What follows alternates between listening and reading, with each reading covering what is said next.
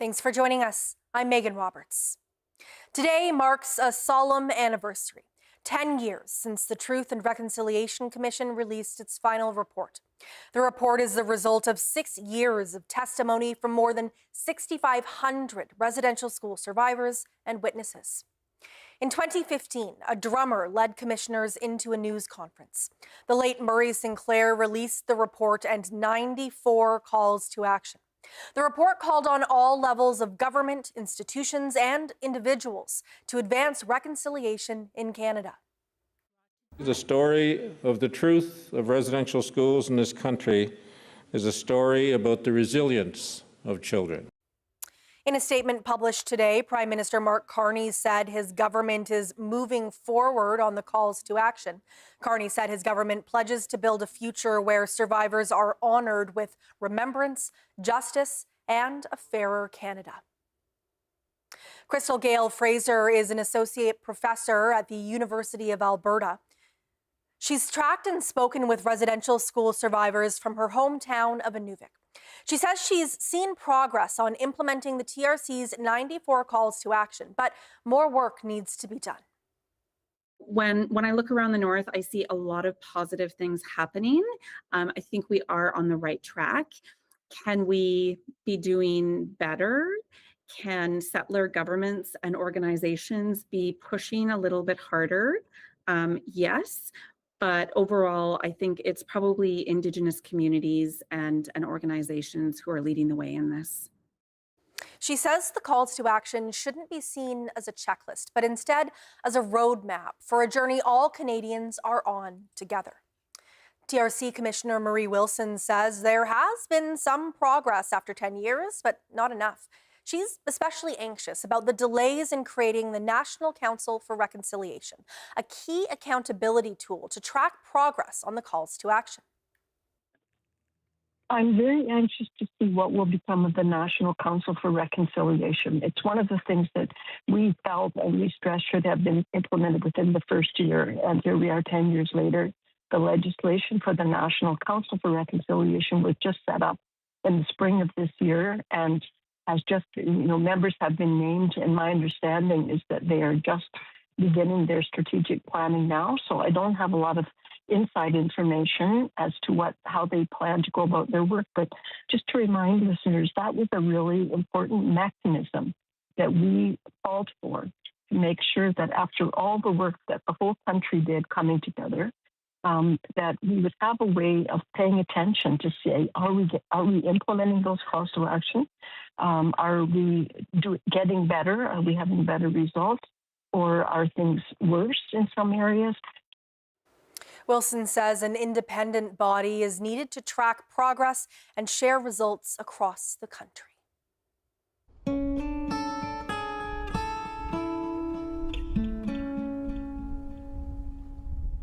A 40-year-old man from Hay River, Northwest Territories, charged with sex-related offences, has been sentenced to 2 years and 4 months in prison.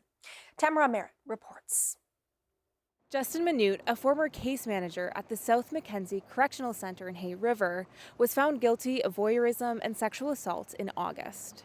The offences took place in Hay River and Fort Smith in 2018 and 2019. During the trial, the complainant told the court that she found Minute's phone in the bathroom, pointed at the shower with the camera application open. During the trial, it was also revealed that while she was sleeping, Minute had pulled down her underwear and masturbated. The complainant was unaware of these actions until the trial.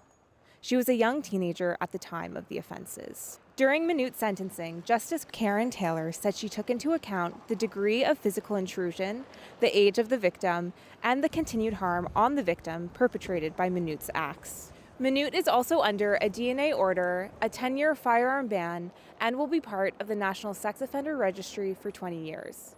Tamara Merritt, CBC News, Yellowknife. Nunavut's new Legislative Assembly is meeting this week in Arviat to discuss its mandate. Nunavut Premier John Main says ministers alone won't decide the mandate. Instead, MLAs will work with Inuit organizations and regional Inuit associations to set priorities for the next 4 years. He says Nunavummiut should expect the government of Nunavut's spending and funding plan in the spring.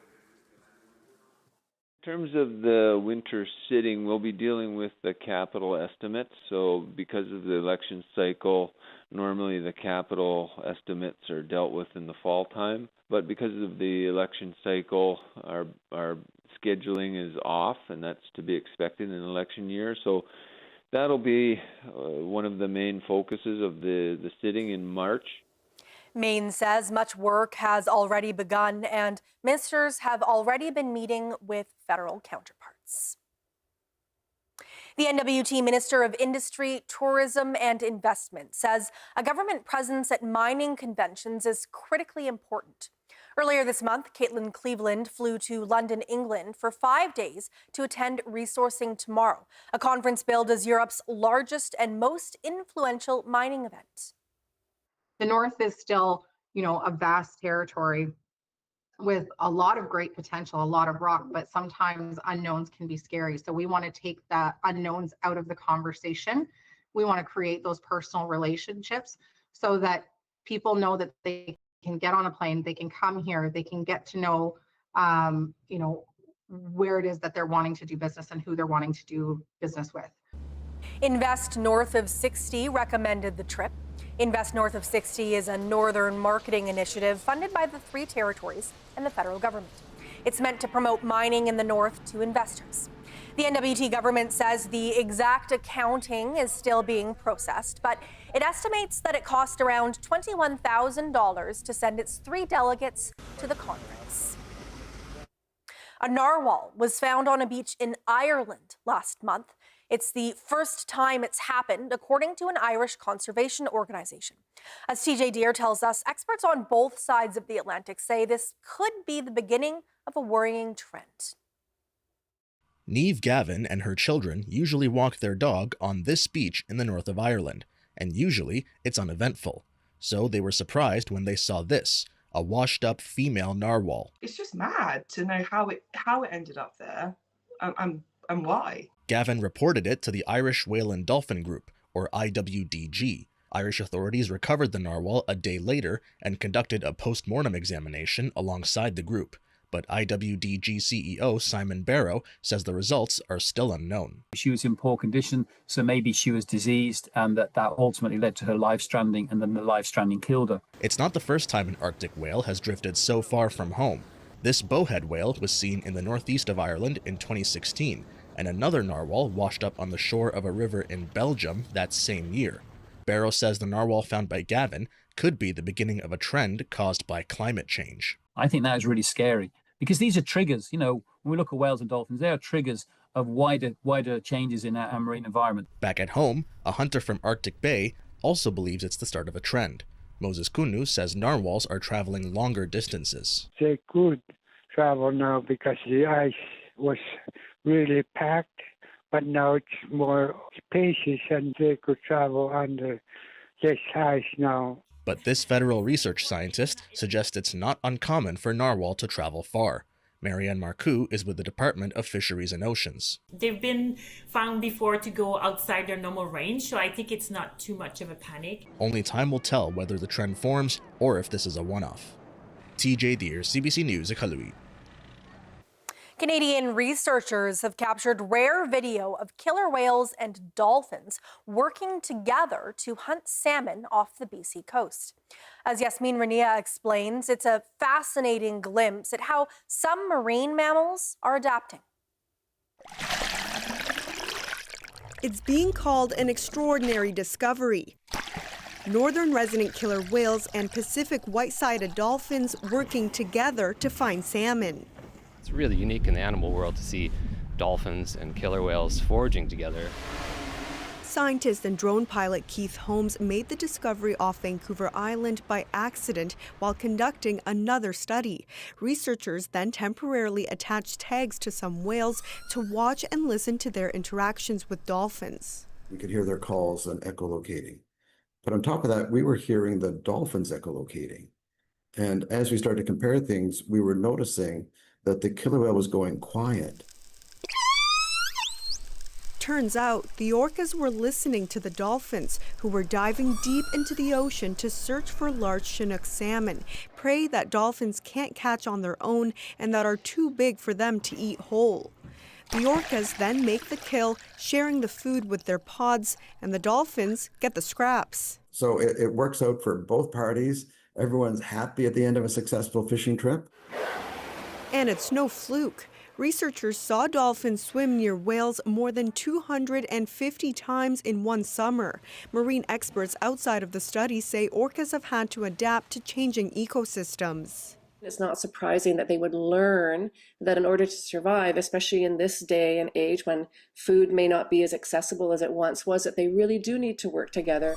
That teamwork could be critical in helping marine mammals deal with noise from ship traffic. Potentially, it could be advantageous to have cooperative foraging with other animals. Researchers also wonder if it could offer southern resident killer whales considered endangered in Canada, partly because of a lack of food, a lifeline. Yasmin Ranea, CBC News, Vancouver. Yukon doctors say a geriatric service would help improve access to dementia diagnoses and care. The territory is one of the few jurisdictions in Canada without a dedicated health service for seniors. Tori Fitzpatrick has more. The Yukon's population is aging. That's why Yukon doctors say the territory needs more specialized care for seniors. So we know that in the Yukon, 1 in 7 patients in long-term care are considered to be medically complex.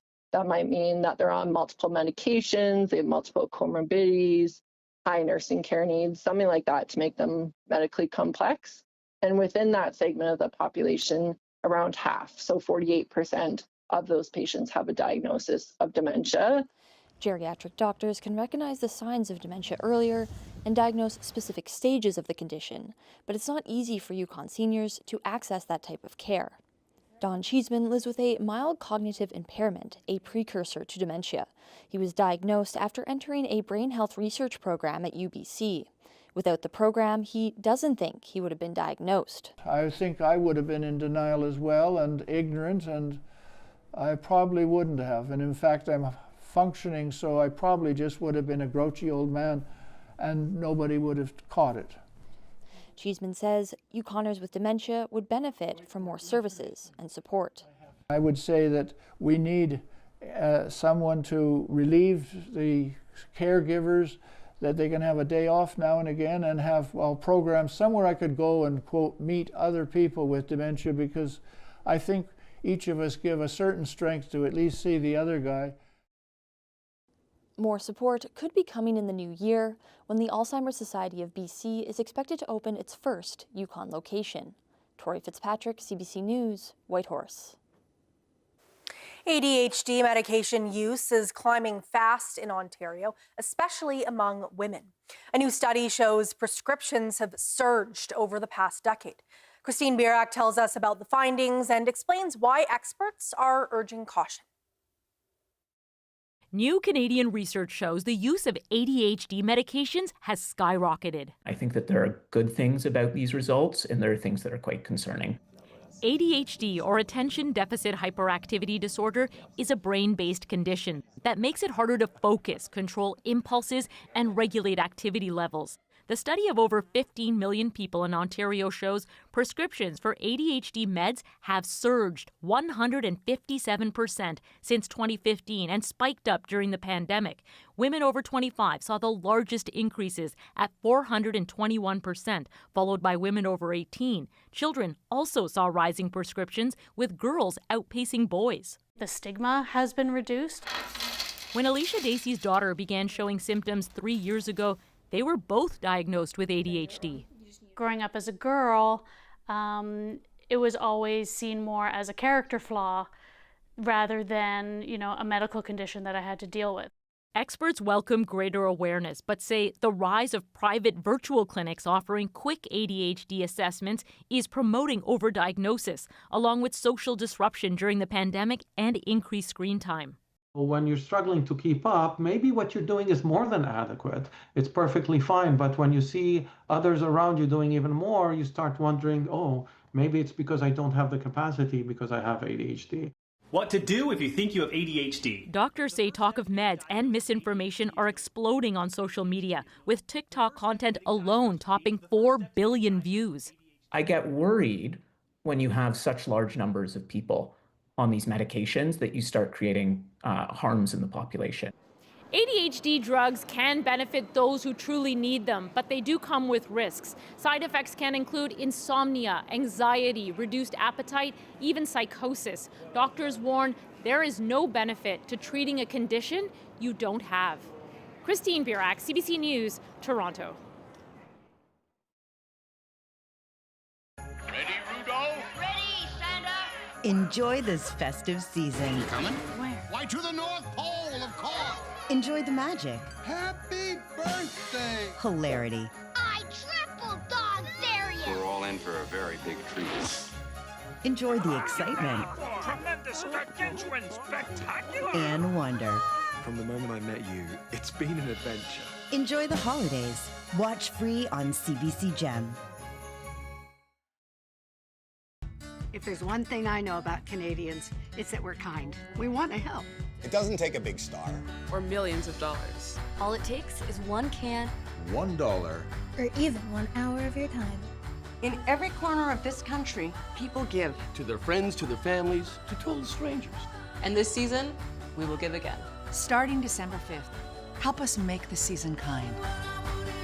Find ways to give to food banks in your community at cbc.ca/kind.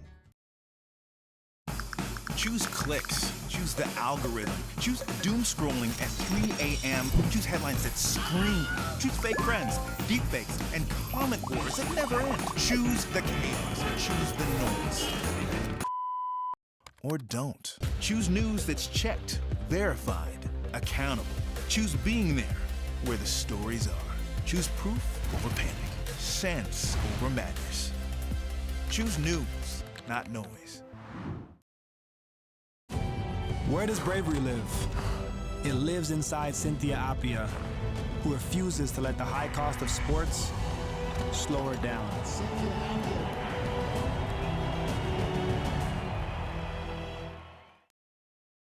Welcome to the assembly. Hell yeah, let's go. What made you want to be interviewed by 40 neurodivergent interviewers? Whoa. This is the most authentic conversation. Oh, you make me cry.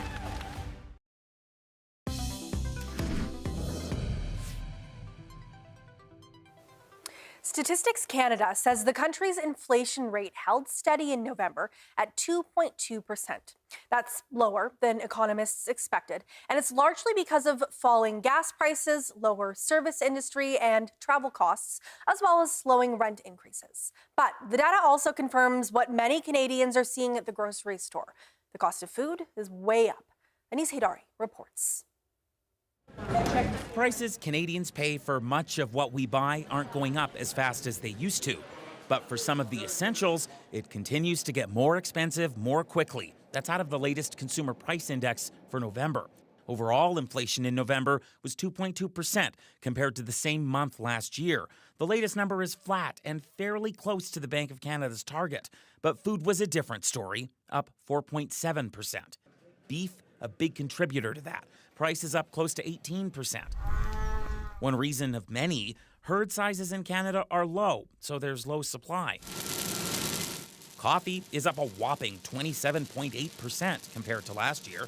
Climate issues have affected crops, as have U.S. tariffs on coffee-growing nations, which can drive up the cost of coffee that goes through the United States before hitting Canadian shelves. It is really on a product-to-product basis where we are seeing different inflation dynamics because of limited supply at the farm level, production of raw commodities that is limited because of weather patterns, because of higher expenses across the entire supply chain. If you think of processing, for example, or retailing. There's some positive news for drivers in the inflation report. Gasoline prices dropped compared to the same time last year, but price drops in other categories aren't as common, and lower prices for everything could have negative consequences. If we were to try to push the whole price level down, that would cause a severe recession in Canada. Nobody wants that. So we're not going to become, things are not going to become affordable by lowering prices overall. What the Bank of Canada has said is that a growing economy could help increase Canadian wages over time, and that might help things like food feel more affordable in the future. But for now, many will still feel that sticker shock at the grocery store. Anis Hidari, CBC News, Calgary. Many Canadians head south in the winter, but this year, fewer of them are heading to the U.S. and more are booking trips to Mexico. Karen Pauls has more. Charles Burt and Marilee Mollard are getting advice from their travel agent on where to travel this winter. So, have you guys decided on where you would like to go? Well, on the bucket list is Puerto Vallarta. The Manitoba couple usually spends weeks or even months at a trailer park in Westlaco, Texas, but not this year. Since the election of Trump and the insults that he placed on our country, 51st date and all of that garbage, we decided that, no, we're not going to spend money down there. They're not the only ones making that decision. According to the Mexican Ministry of Tourism, the number of Canadians flying to Mexico increased by 11.3% between January and September compared to the year before, an increase of almost 200,000 tourists. Melia Hotels International is seeing it at its 8 Mexican resorts. Definitely in the last year, compared to the previous year, we have seen an increase of 22% of Canadians coming to our Mexican properties. Meanwhile, the United States is experiencing what some analysts are calling the Trump effect. The U.S. National Travel and Tourism Office is reporting a 24% decrease in Canadian tourists in the first 6 months of this year. Well, we are seeing really a meaningful realignment, as I would refer to, of Canadians booking less to the U.S. Year to date, we've seen on average a 37% decrease of new bookings from Canada to the U.S. Yeah, there's tons to do in Puerto Vallarta. There's tons, and in all around that whole area, so you won't be bored. Good. Perfect. Back in Manitoba, where winter has settled in, this couple is looking forward to their Mexican vacation. You can make the choice. You can support Canada, which is exactly what we did and are doing, and support Mexico. Karen Pauls, CBC News, Winnipeg.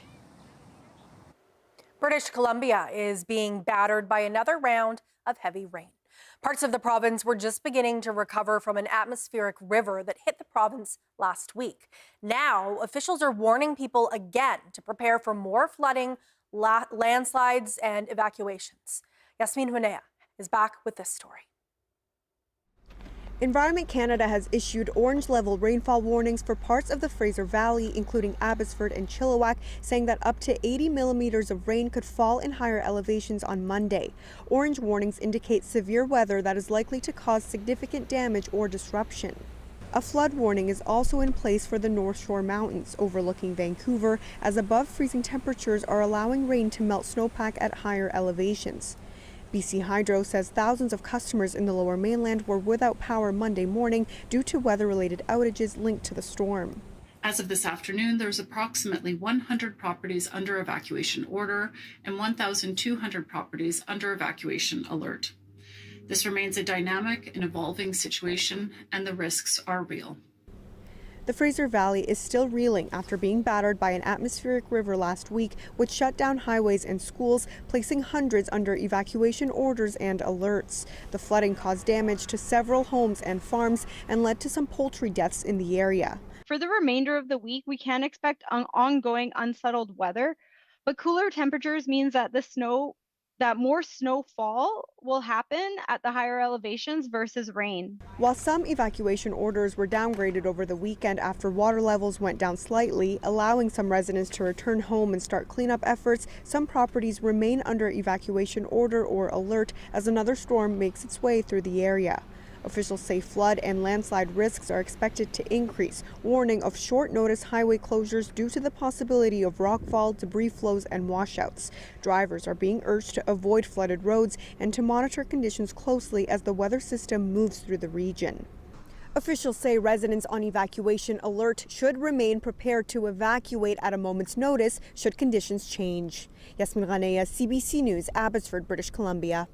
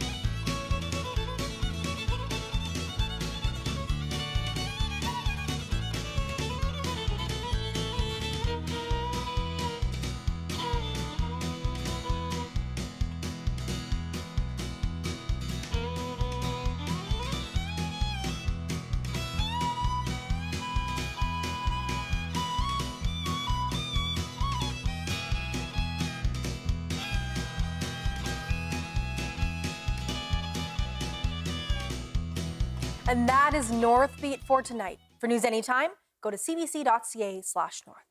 Thank you for watching. We leave you tonight with some Christmas carols at our CBC Iqaluit studio, sung last week by grade 1 and 2 students from Iqaluit's Jilmi School. I'm Megan Roberts. Have a good night. Northern lights bright, meow,